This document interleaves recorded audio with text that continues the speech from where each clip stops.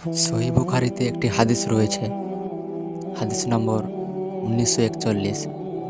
রাসূলুল্লাহ সাল্লাল্লাহু আলাইহি ওয়াসাল্লাম সেখানে বলেছেন যে এমন একটি যুগ আসবে যে যুগে আমার উম্মত উপার্জন করতে ব্যস্ত থাকবে।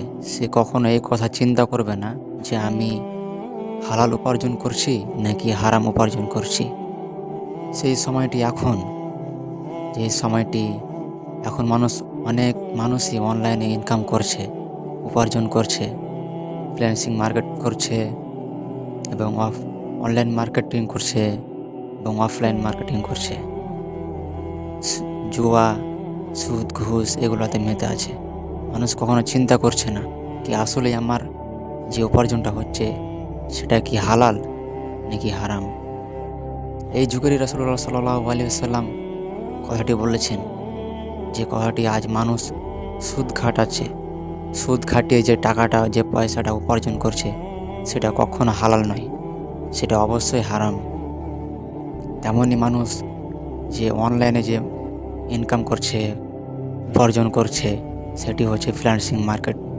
এবং সেই ফ্রিল্যান্সিংয়ে অনেক বিভিন্ন সাইটগুলো আছে, যে সাইটগুলা থেকেও হারাম উপার্জন হচ্ছে। মানুষ তো কখনো চিন্তাই করছে না যে আমার মৃত্যু এসে যাবে, আর মৃত্যু এসে গেলেই রাসূলুল্লাহ সাল্লাল্লাহু আলাইহি ওয়াসাল্লাম আরেকটি হাদিস আছে, রাসূলুল্লাহ সাল্লাল্লাহু আলাইহি ওয়াসাল্লাম বলেছেন যে এক ব্যক্তি সফরে আছে, তার গায়ে যে পোশাকটি আছে সেটাও হারাম, তার চুল এলোমেলো হয়ে আছে, গায়ের পোশাক এলোমেলো হয়ে আছে, এবং যেগুলা সে খেয়ে আছে তার খাদ্য হচ্ছে হারাম, তার পোশাকেরও হচ্ছে হারাম। সে ব্যক্তি আল্লাহর দরবারে দু হাত তুলে দোয়া করছেন। রাসূলুল্লাহ সাল্লাল্লাহু আলাইহি ওয়াসাল্লাম বলেন, সেই ব্যক্তির দোয়া কিভাবে কবুল হতে পারে? যে ব্যক্তি তার খাওয়া হচ্ছে হারাম, তার খাদ্য হচ্ছে হারাম, তার পোশাক হচ্ছে হারাম, তার জীবিকা নির্বাহ হচ্ছে হারাম। এবং আরেকটি কথা আছে যে মানুষ যদি সফরে থাকে, কোনো বি জায়গায় যদি কেউ সফর করে, সফরের টাইমে যদি মানুষ আল্লাহর কাছে দু হাত তুলে দোয়া করে তো অবশ্যই তার দোয়া কবুল হয়। তো সেই ব্যক্তির দোয়া কীভাবে কবুল হতে পারে?